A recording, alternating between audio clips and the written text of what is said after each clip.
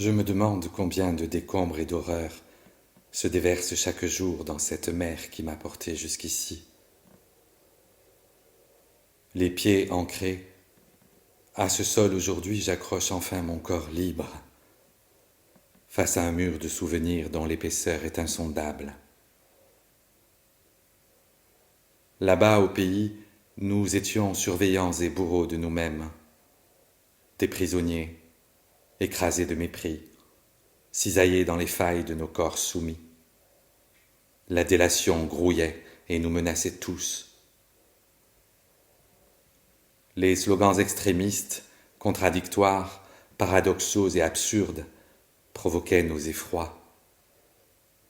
Le désordre et la peur s'imprimaient sur nos visages épuisés. Des cellules d'angoisse proliféraient dans nos chairs, la crainte s'immisçait dans nos entrailles. Nous délirions dans nos ombres tuméfiées. Déjà enfant, les fous de Dieu avaient inventé ma première plaie.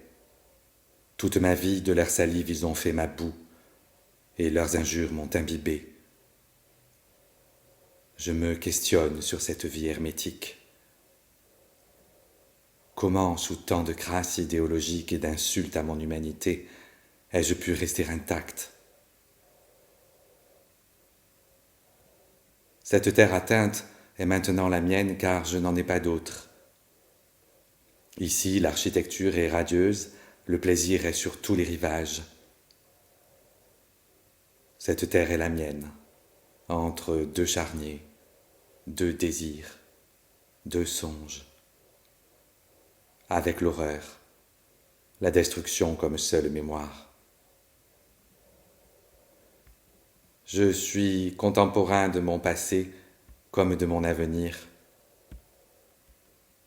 Je prie pour que le jour se lève et révèle ma vérité.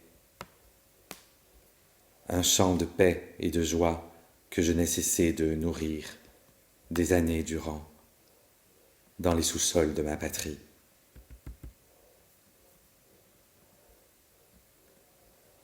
En effusion progressive,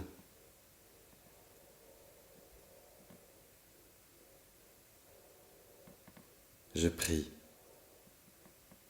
et supplie pour obtenir des papiers.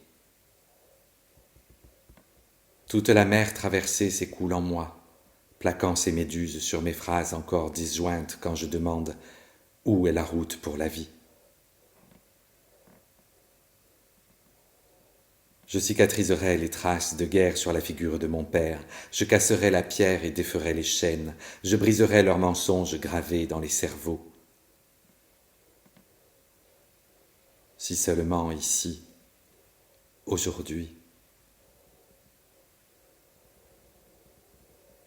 on voulait bien me donner un peu d'eau.